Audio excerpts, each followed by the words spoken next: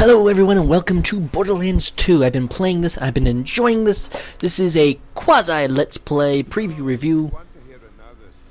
Yes I do. Hell yeah. Good, I'm glad you're telling me. But no, Borderlands does start out with pretty much two intros. Both of them I think are very, very good for the series. They know how to, it sets the tone as this lighthearted, kind of Diablo-esque game with guns, and that is not a poor description of this, Diablo with guns. Now, people may take that as an insult, and it's not meant as an insult. It is just what it is. It is Diablo with guns, and I have to say, as a game like this, calling it what it is or remarking it alike some other games is not an insult. It's a huge compliment, because Diablo, the previous Diablos were very good games. The most recent one, but that's besides the point. And honestly, they set up the perfect way to set it up. They give you a quick little exposition. I would prefer the video that they come after this, but I understand that sometimes it's better to have this quick little narrative dialogue to set up this whole power base of what you're supposed to be doing, and kind of explaining why you're there. This is a perfect way to do it. I feel that this is a very good strong point. Yes.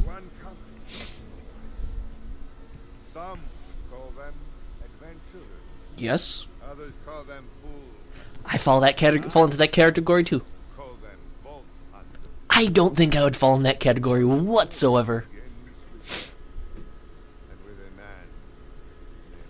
Handsome jock. Yes, this is a perfect way of how to set up the game, and even the beginning stages where there's down points. And this is another thing. This intro stage series scene really does set off a very, very this is another way of how they can really introduce it. I don't know which one would have been better to do, one or the other, but honestly, I think both does a very good service. It does take you a while to get into the game, and it does hold your hand for the beginning part. And I don't like that, but I understand why they did that, because sometimes this hand-holding for new people needs to be done. And honestly, I feel bad for the Skag. Even though they were annoying creatures in the beginning, it just is something that it was so a horrible thing to do. And honestly, the bandits are always back. You got new kind of character designs and looks. Still the same crazy fuckers that you have to shoot and deal with. And honestly, I mean, this alone, another thing that sets the tone is just this crazy, wacky, silly, goofy, lighthearted game with some serious overtones, and balancing these two facts that are just crazy and good. And I mean, just songs and stuff like that is done perfectly done. And honestly, heck, even, I mean, listen, if you just look at it, I mean, you get the ability to see kind of the whole environment, or a good chunk of the environment, and it does show off colors that, honestly, that was the biggest, I would have to say, hit for the previous ones, that it had such a dull, dry pellets look to it. And this one has changed that. There's a lot more colors to it. Yes, it does have some of the same problems of not that much variety, but you have to go further along through the game to see it all. And there is even variety in the beginning parts, and honestly, something that should not be overlooked. And I mean, honestly, these are the four characters. Killjoy will be joining me later on. She's getting her fingers. She's getting used to it, and this is going to be my character for a while at least. And it will be Mr. Schultzius, the Commando. Yes, that would be me most likely. I'll be playing him for a while. I've tested out all the character classes. They're all very good. Each one of them has their strong points. And honestly, she's a very, very good character. You can really buff and change them to whatever you want. You get the 3 stats progressions that you can choose. The Gunzerker, he's not bad. He's really good, but he's not my favorite one. But I think it's because I don't like the idea of dual wielding. But that's something that's pretty good. And that's just that you can just see how just the craziness that this game is. And honestly, Zero is another great character. His well, you'll see in a second. Boom. His invisibility thing is a very good thing, and you can really deck him out whatever way you want. You can deck these classes to be up close in your grill, far range shooters, or anything in between, even using their powers to heal people, give extra damage bonuses, and whatnot. I mean, this is something what I really like, that they let you do it. And also another thing, this is a great way to set the whole scene. as your characters that you're fighting against this, and this is a perfect villain to set yourself against.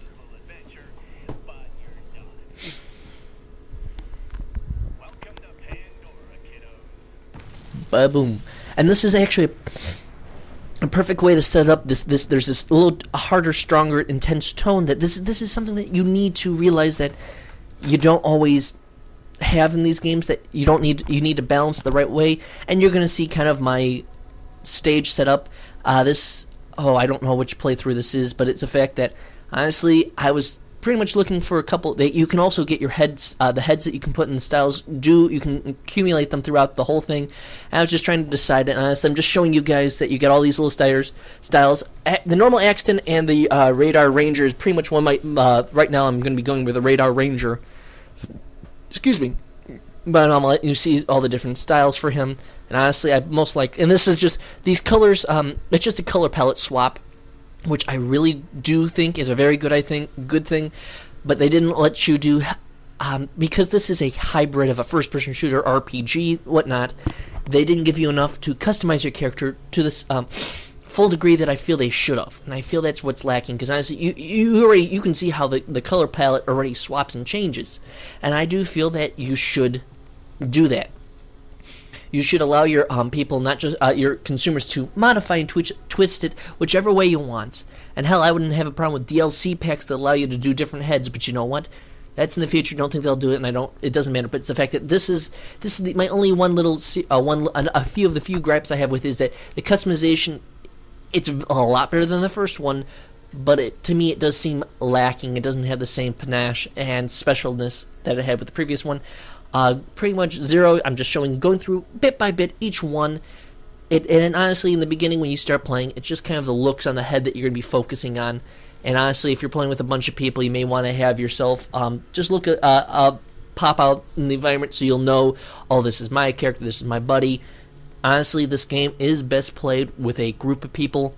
I'm playing it solo for right now until Killjoy has some free time to play it. She's showed some excitement into this. She hasn't told me what class she'll be playing.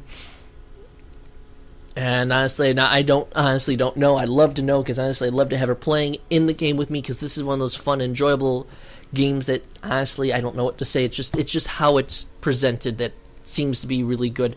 And honestly, I'm just going through down the list for Maya. Don't know if I should give you some spoiler warnings. I'll probably have to. Just trying to think of what I can't say. So far, the game's been pretty good. They do set up Handsome Jack as a very good villain. I was pleasantly surprised that the man they got to do the writers from Hey Ash, What You Playing? I can't think of the man's name right now. And honestly, you can tell that his sense of humor isn't twined in that, even though kind of that was what the first Borderlands was going for, that weird, twisted, goofy sense of humor. And honestly, you can see that they learned a lot from the previous ones. There's still a good portion of problems in it, but not enough to warrant it not to be a buy. It is one of those games that, yes, it should be bought. Definitely a multiplayer game that you should not forget, and probably, I would argue, co-op game so far of the year. I could say this is one of the best games to play co-op no matter what. And I'm just going through, because honestly, I didn't know who I wanted to play, and I was pretty sure it was going to be Axton, the Commando. Just something about him I like. And it was just the fact that I like Roland from the previous one with the turret he can throw down. And honestly, I'm not gonna try to beef it up to break the game, because I think that you'll lose the fun and enjoyment out of it that you can break this game. I probably will. There is an infinite money glitch, and it's just you just need another person, and it's messing around with saves and money trading. It's like, that's fine, but I don't think that's the best thing for this game to push off and show off. But it's you can see it's like, this is not bad comparatively customization from the previous one. The previous one, the customizations were just pretty much color swaps, and that was kind of a bummer. And honestly, this one, it's head swaps and a color swap, and it's the fact that I really wish they allowed you to have a lot more customization. When you give anyone an RPG, most people think massive, insane customization. This is your character, you're going to play through there. And I understand that's not something you should really be focusing on, but that it should be the gameplay. But it's just a little nitpick, a little gripe that I feel that they overlooked, and that this overlook doesn't harm the game. It's just something I feel that this overlooking it kind of for me personally, kind of knocks it down just a small peg. And we shall begin. Took me long enough, long-winded ways, but I'm enjoying this. Oh, yes, he has. He's one massive douche. And our favorite character, Claptrap, has come back. Wait a minute. You're not dead. No shit, Sherlock. Now I can get off this glacier. Claptrap, your metaphorical ship has finally come in. Don't trust it, you little... To introduce myself. I am a CL4P TP steward bot, but my friends call me Claptrap. I wonder why you got that. Still alive, or had existed in the first place. Just the silly robot's back and... Oh, God, are you pilfering from the dead? Take this God bless it. picture that I totally didn't loot from one of these corpses. God, you... The Class 12 heads-up display, complete with a mini-map. Yeah, actually, that was one problem. There was no mini-map that you can easily look to. Now, the mini-map is just pretty much good for heads-up display if there's enemies nearby. Hunter, I can finally resist the sanctuary, take vengeance against Jack for killing my product line, and repair my central processor, so I stopped thinking out loud. I wonder what it's like to have a belly button. I mean, this is why. Just the goofy nature and the... But know this, you're alive for a reason, and I am here to help you. Oh, good, but no, but this is not a bad way to set it up. I do feel it's a little slow. I do feel they hamstring you and don't give you enough to get into your powers right away. And it's because it's a sequel. There's a lot of people who love the first one that are going to come back to the second one. And I mean, this is a problem. Ability to walk short distances without dying. Man, me walking short distances make me strong guy. Yeah, I can do that. In reality, I can do that. I can do short distances. But no, going on is the fact that this is just a nitpick that they do gently ease you into, let you follow the tropes of a first-person shooter. And this man is taking off the commando ranger type of idea that he actually has a tomahawk as his close combat weapon, which is true that rangers in the military do have tomahawks as their weapon, as close combat blade. But no, it's the fact that this is my only problem, is that this game does not let you get all your powers right away, and I understand that they need to tone it down, but I do feel that waiting till level 5 to get your turret, get your phase lock, your gunzerker skill, and whatever the other one is called, blink or whatever. Vault hunters, Claptrap units. Man, that looks disgusting. It's only because my programmers made this my default tone of voice. I'm actually quite depressed. Now, Oh, gee, it just... creatures around here are dangerous. None more than this bullymong named Knuckle Dragger. Killed everyone I know. Anywho, I keep a pistol in the cabinet over there for emergency. Oh, just a pistol? Come on, where's my assault rifle? Oh, poor Claptrap. But no, this is kind of how they introduce all these characters, this little cut scene, and I do like that there's a focus on introducing enemies and new characters, and they do it in a cinematic way to make you either like them, hate them, or anything in between. Oh, poor Claptrap. The gun in the cabinet. Yeah, I'm just gonna ignore him. But no, it's the fact that even though it's stupid, lighthearted, non-deep sense of humor, it's a sense of humor that you really want to have. Nonetheless, is just this sense of humor always should be in there, and this is what's been missing, I feel, in the games. This sense of humor that you can have dark overtones, but a sense of humor is always the best thing to place in there, because without a sense of humor, these games kind of just turn on to a big drag. And Claptrap is a horny bastard, freaking perv. But honestly, who blames him? Locked alone in a corner. What the hell do you think most guys are gonna do? Don't judge us. Do not judge us.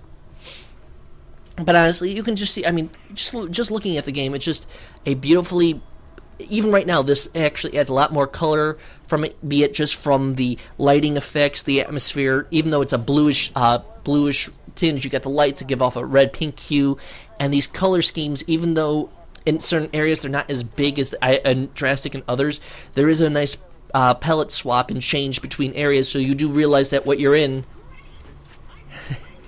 It's great that you're blind.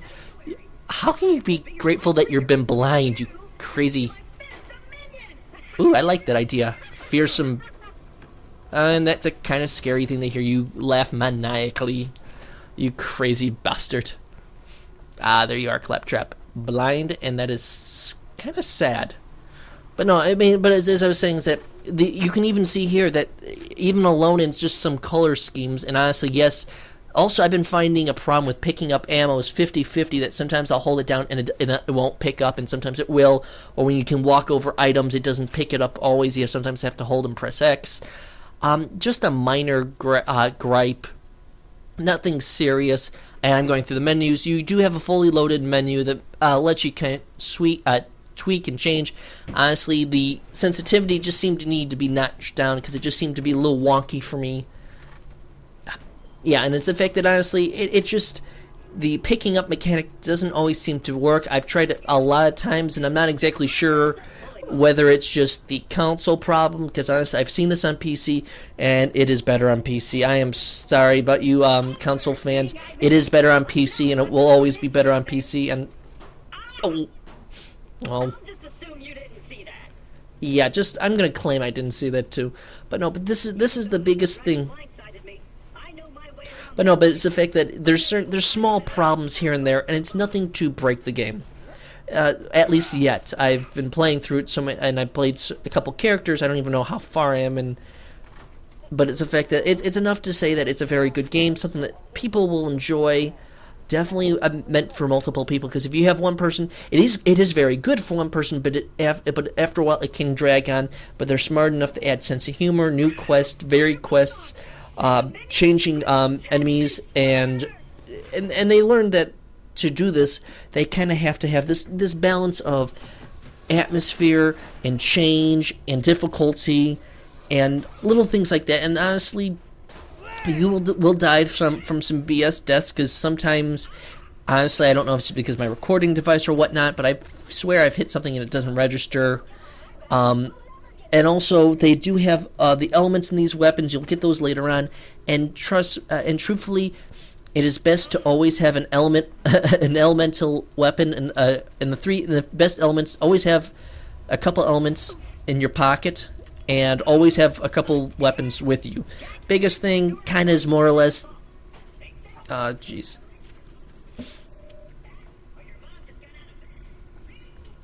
Jeez, you're pathetic with that humor, but it's still, I mean, even though that's stupid, it's enough that you know it's stupid humor. But all it was is the fact that the biggest thing is you're going to need fire, acid.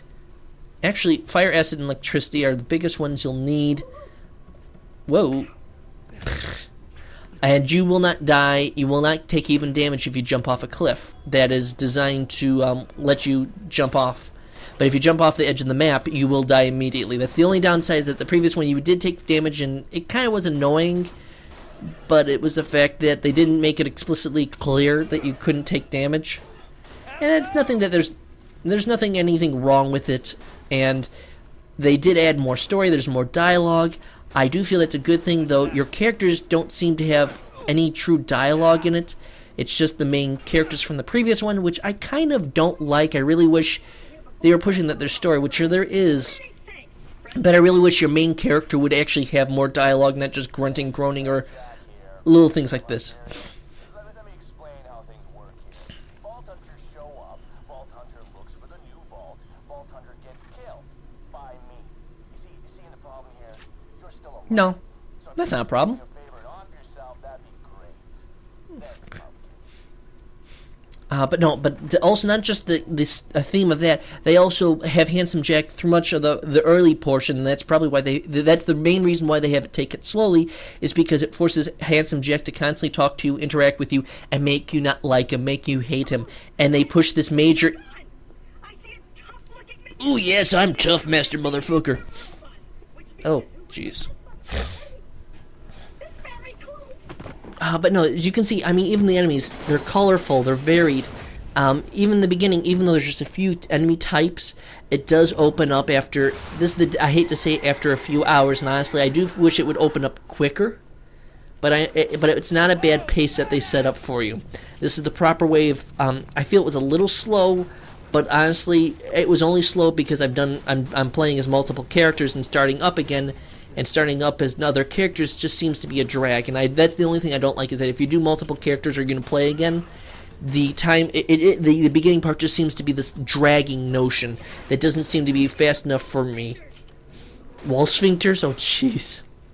But that's just me. It's just that, honestly, it's a very good setup, and honestly, as you can see, the enemies do react to your bullets. You hit them enough times, you hit them in the arm or your limb, they'll stumble around and they have hard times. With these woolly mon or whatever they call them, you damage them enough, they'll start crawling away, limping like their legs are broken. And something that actually I never would have thought of adding this atmosphere, because honestly, like right there, you can even see he's crawling. You injured him enough, hurt his legs. These animations will appear on these enemies, and it won't be just the simple, okay, hit him, he'll keep on running.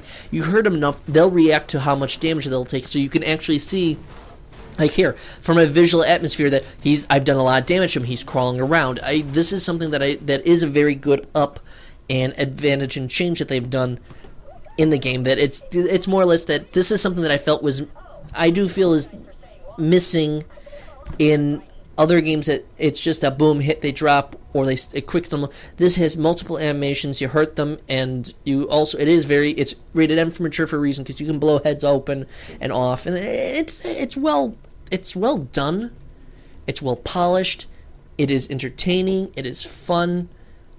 Truth be told, there's certain weapons that actually have different advantages and properties that give you advantages. I've been noticing that weapons that are semi-auto, that you can pull as fast as you can, not like a revolver. I mean, a revolver or a semi-auto rifle seems to do a lot better damage, and you have a lot better accuracy. But it's just that, honestly, there's no best weapon. But if you're going to say, what do you think that's going to give you the most advantage, and it's not the best, it seems to be ranging around these revolvers and semi-auto weapons to do a huge damage and a good deal of advantage, giving a huge advantage to you. And I'd like to say, everyone, thank you. This will be my first one. I will continue all my Let's Play series, and it's just me playing around, having good time, and joking around. And I'd like to say, everyone, thank you, and good night.